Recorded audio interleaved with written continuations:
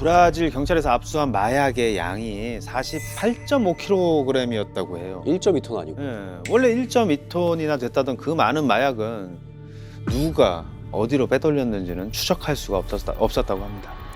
2009년 검거된 조봉행은 2011년에 한국으로 송환돼서 징역 10년에 벌금 1억 원을 선고받습니다. 이게 거물급 마약왕치고는 형량이 너무 적은 거 아닌가 이런 생각이 들죠. 너무 적죠. 이게 진짜 참 문제가 있는 것 같은데, 근데 사실 그때 당시 우리나라 검찰에서는 우리나라와 관련되어서 피해를 준 범죄에 한해서 기소를 할 수밖에 없었대요.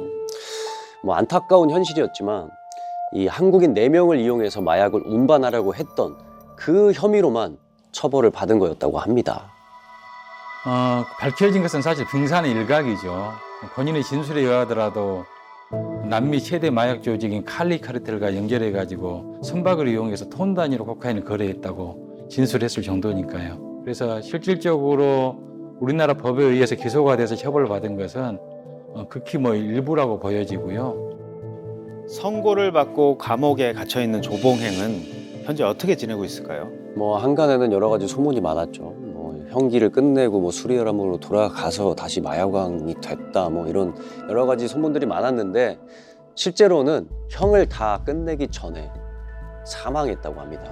2016년 그 조봉행의 건강이 악화돼서 형 집행정지를 받았고 병원에서 신부전 그리고 고혈압으로 인해서 세상을 떠났다는 거예요. 참 이 수리남에서 거물급 마약왕의 자리까지 올랐던 사람의 최후가 참 허탈하고도 씁쓸하네요.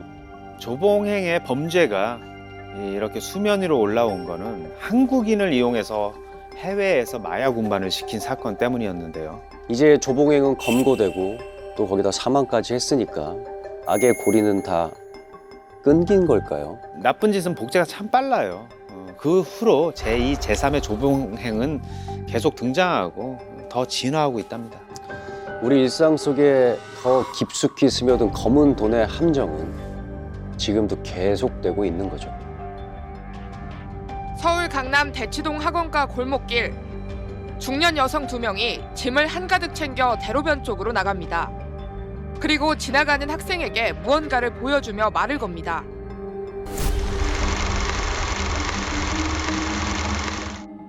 한번 세상에 나온 범죄는 사라지지 않고 다른 사람의 일상에 달라붙어서 또 다른 파괴를 일삼습니다. 실제로 자고 일어났더니 평범한 대학생에서 세상을 떠들썩하게 만든 마약 사범이 된 사건이 발생했습니다. 인터넷에서 최저 시급의 4배를 주겠다는 구인글을 보고 4시간에 15만 원을 받는 조건으로 알바를 했는데요.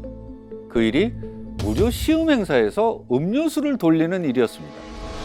서울 강남 학원가에서 고등학생들에게 집중력이 좋아진다며 음료를 나눠주는 바로 이 장면. 그런데 이 음료 알고 보니 마약 성분이 들어있었습니다.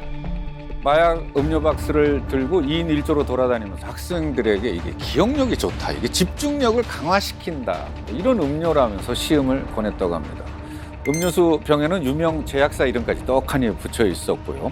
조금 조잡해 보이긴 하지만 이 음료에 마약이 들어있을 거라고는 누구도 상상을 못한 거죠. 그렇죠. 대낮에 학원가에서 학생들에게 마약을 버젓이 나눠준 거라서 이거 진짜 충격적입니다. 범행 장소일 때는 일부 제약사들이 그 전에도 기억력 개선 영양제와 신약 홍보를 위한 시음 행사를 자주 진행하는 곳이었대요.